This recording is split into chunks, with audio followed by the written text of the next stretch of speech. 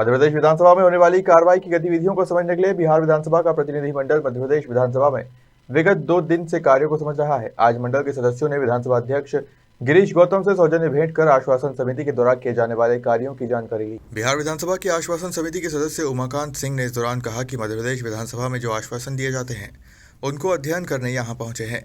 अध्ययन यात्रा में कल आश्वासन समिति और आज अध्यक्ष से भेंट की। उन्होंने कहा कि सरकार विधानसभा में सड़क निर्माण, पुल और अन्य कार्यों के आश्वासन देती है। उसके बाद आश्वासन समिति द्वारा उसे धरातल पर उतारा जाता है। मध्य प्रदेश में आश्वासन समिति किस तरह से कार्य करती है, उसकी पूरी कार्यप्रणाली को हमने 2 दिनों के भ्रमण के दौरान समझा है। सभा में उनको वित्तीय अधिकार है, उस तरह से तमाम विधान मंडलों को, विधानसभाओं को, विधान परिषदों को मिलना चाहिए। ये भी लगभग सभी पीठासीन अधिकारियों की राय थी। इसमें भी रेजोल्यूशन पास हुआ है और ये हुआ कि सरकारों से बात करके इसके भी निराकरण का प्रयास किया जाएगा। इसी तरह से और तमाम सारी बातें हैं जिनको कि हम कितना विधान मंडलों को कितना फ्रूटफुल बना सकते हैं, हम लोगों के कल्याण के लिए कैसे इसको संसाधन कर सकते हैं, एक ही था। दूसरा एक चिंता का विषय जो मध्य प्रदेश विधानसभा की तरफ से हमने रखा था, वो विषय ये था कि हमारा तमाम प्रयास करने के बाद भी हम 75वें अमृत महोत्सव में 75वें वर्ष में आज़ादी के अमृत महोत्सव में पहुंच रहे हैं।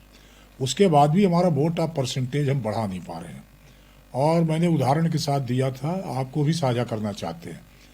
जब पहला चुनाव हमारा 1952 का हुआ, उस चुनाव में हमारा जो पूरे देश के रजिस्टर्ड वोटर थे उनकी संख्या थी 17 करोड़ 56 लाख, और जिसमें वोटर जो आए डालने वो 10 करोड़ 79 लाख लोगों ने डाल दिया था, 57% वोट डाल दिया था।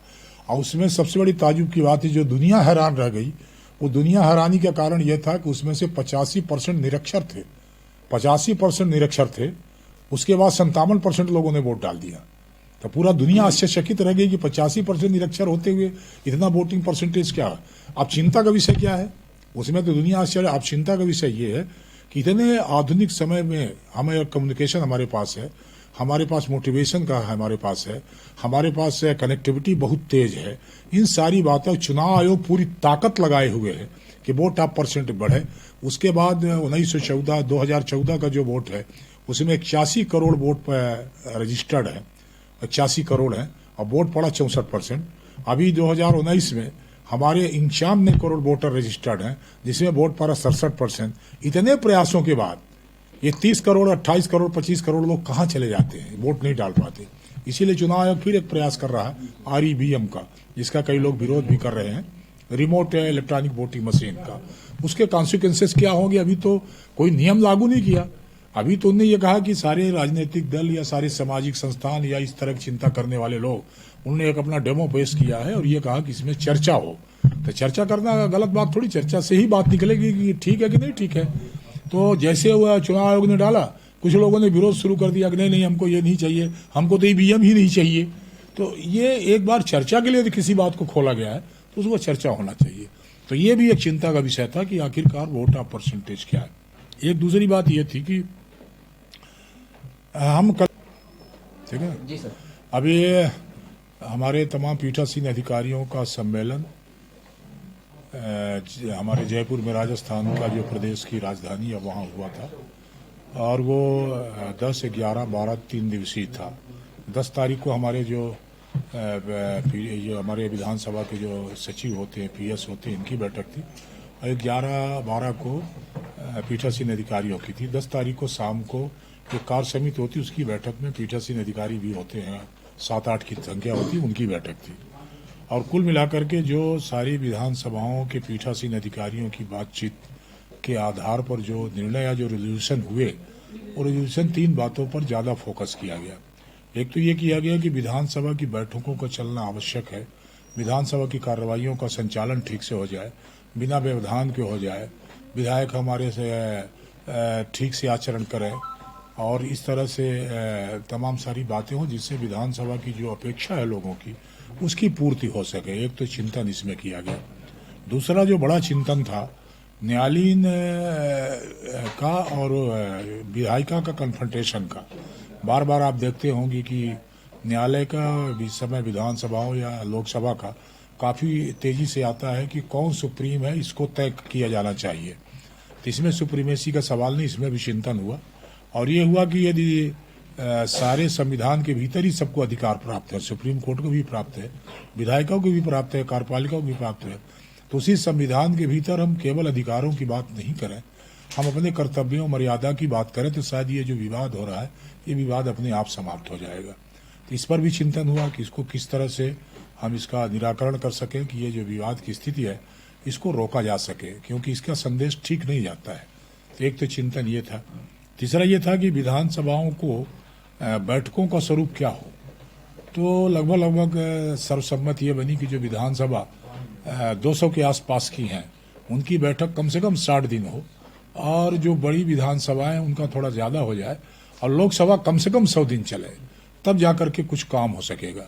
तो ये भी एक रेजोल्यूशन के तौर पर लिया गया है, और इसे प्रयास ये किया जा रहा है कि इनको लागू किया जाए। तीसरा ये था कि विधानसभाओं को ऑटोनोमस किया जाए, उनकी स्वयं की वित्तीय शक्ति स्वयं की ही हो। उनकी सरकार द्वारा बजट आवंटन के बाद कई बार सरकार का जो फाइनेंस डिपार्टमेंट है उसके आधार पर तमाम सारे विधानसभा के कामों की समीक्षा या कामों का संचालन होता है, वो बंद करके केवल विधानसभा को भीतर, जिस तरह से लोकसभा में उनको वित्तीय अधिकार है उस तरह से तमाम विधानमंडलों को, विधानसभाओं को, उसको जो नेशनल एजेंडा बनने लगा तब उसको कोट किया गया।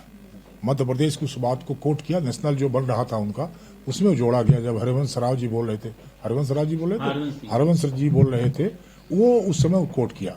चिंता का विषय ये था कि हम लॉ कन्फ्रंटेशन की बात करें, आखिर कौन सी वजह है कि हमारे न्यायालयों में आज की स्थिति में 6.5 करोड़ केस पेंडिंग है, 6.5 करोड़। उसके बाद लोगों का विश्वास अदालत के प्रति क्यों है? और गांव में कोई विवाद होता तो क्या कहते हैं लोग? ये नहीं कहते कि हम अदालत में देखेंगे तुमको।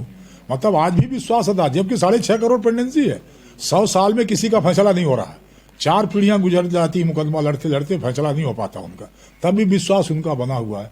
हम भी 75 साल में प्रवेश कर रहे हैं, हमारे प्रति इतना विश्वास क्यों नहीं है? यदि विश्वास होता तो 90%, 100% वोट पड़ता ना। वोट नहीं पड़ना इसका मतलब हमारे विधानमंडलों, विधायकों या सांसदों के प्रति या संसद के प्रति लोगों का अभी उतना विश्वास जितना होना चाहिए उतना नहीं है। इसको भी बहाल करने की जरूरत है। फिर उसके लिए क्या करना चाहिए?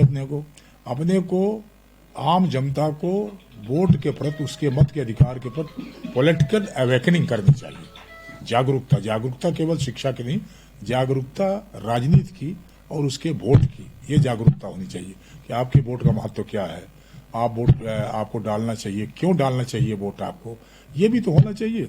अभी तो कई बार होता है कि लोग वोट डाल के चले आते हैं, चिंता के विषय सबके लिए है। हमारे क्षेत्र के भीतर जहां से हम लोग विधायक या सांसद चुने जाते हैं, आप गांव में चले जाइए तो वोट डाल देते हैं लोग। उनसे पूछा कि वोट क्यों डाला भैया, तो उनको पता नहीं कि हमने वोट क्यों डाला, किसके लिए डाला, काहे के लिए डाला, वोट डालने का अर्थ क्या है, औचित्य क्या है, ये उनकी समझ में नहीं है। तो इसके लिए भी पॉलिटिकल अवेकनिंग की जरूरत है, उनको समझाया जाना चाहिए, बताया जाना चाहिए। इसमें विधानसभा की भूमिका बहुत तेज हो सकती है। इसीलिए कहा गया कि कई मंचों से, कई फोरम से, जैसे हमारे यूथ संसद हम बुलावें, महिलाओं की संसद बुलावें, ये विधानसभा करे, ऐसा करके वहाँ विचार हुआ है। हम करें, विधानसभा करेंगे, महिलाओं का बुलावे, उनको बुलावे, तमाम सारे उन लोगों को बुलावे जो गांव के लोग रहते हैं, पंचों को बुलावे, सरपंचों को बुलावे, जनपद बुलावे, जिला बुलावे, इनके तमाम जगह जगह सम्मेलन करके ये जागरूकता करने की आवश्यकता है कि वोट के प्रति उनका आकर्षण बढ़े। और वोट के न केवल आकर्षण बढ़े, वो समझे कि वोट हमको क्यों देना। एक बात ये। दूसरा एक और आया था कि लोग अभी ये नहीं समझ पाते कि पंचायत का चुनाव क्या है, विधानसभा क्या है और लोकसभा क्या है। सबको एक नजरिए से देखते हैं। पंचायत का काम क्या है ये उनको पता नहीं है। तो पंचायत का काम भी विधायक से मांगते हैं, लोकसभा सदस्य से मांगते हैं, और सरपंच से मांगते हैं, लोकसभा वाला काम मांगते हैं। तो इसका मतलब कि उनकी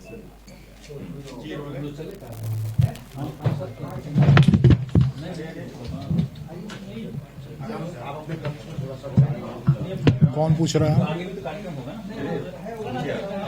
सर, बिहार की आश्वासन समिति के सदस्य आए थे मध्य प्रदेश के काम काज को देखा है, किस तरह से आश्वासन समिति विधानसभा में काम करती है, आपसे मुलाकात की है? हमसे तो सौजन्य भेंट की, बाकी तो जब समितियां आती हैं तो उनकी समिति स्वयं की होती है। हमारे विधानसभा में जो दूसरे विधानसभा की समितियां आती हैं वो दूसरे विधानसभा में आकर के उनके द्वारा उनकी जो काउंटर पार्ट समिति होती है उसकी कार्यप्रणाली को देख करके जाते हैं। उसमें क्या सुधार की गुंजाइश है, कैसे और तेजी से निराकरण किया जा सकता है, इसको तो कल शायद वो बैठक हो गई दोनों आश्वासन समिति की। और आज चूंकि मैं भोपाल में था इसलिए सौजन्य भेंट करने मुझसे भी आ गए वो। कुछ बातचीत मध्य प्रदेश विधानसभा की आपने बताई किस तरह कामकाज। वो तो कामकाज सामान्य पूछ रहे थे, बाकी आश्वासन समिति में भी सबसे पहले कैसे निराकरण करना ये बता रहे थे। तो कल बातचीत हो गई है। जैसे कई बार होता है कि आश्वासनों की पेंडेंसी जो है कई सालों की पड़ी रहती है, 30 साल 32 साल, और वो आश्वासन वाकई में आज के स्थिति में वो क्रियाशील नहीं हो सकते हैं ना, उनको लागू किया जा सकता है कई कारणों से। इसलिए उनकी बैठकें करके रिपोर्ट लेकर के उनकी ऐसा लगता है कि अब उसकी अपरिहार्यता खत्म हो गई है तो फिर उसको हटाया जा सकता है। एक तो ये किया जा सकता है। दूसरा ये कि हर बार बैठक करके प्रयास ये करना चाहिए कि जो हमारे आश्वासनों की पूर्ति है वो तेजी से हो सके, क्योंकि आश्वासन समिति ही एक ऐसी समिति है विधानसभा की जो हमारे मंत्री या मुख्यमंत्री विधानसभा के भीतर जो आश्वासन देते हैं उन आश्वासनों की पूर्ति हो जाए, इसके लिए देखरेख का काम करने वाली कोई समिति है तो आश्वासन समिति है। और जब लगातार इस बात का परीक्षण करती है कि कौन कौन से आश्वासनों की पूर्ति नहीं हुई, अधिकारियों को उस आश्वासन के संबंध में तत्काल कार्रवाई करना होता है और उसके निराकरण होते हैं, लोगों को उसको सुविधा मिल जाती है, ये होता है उसका।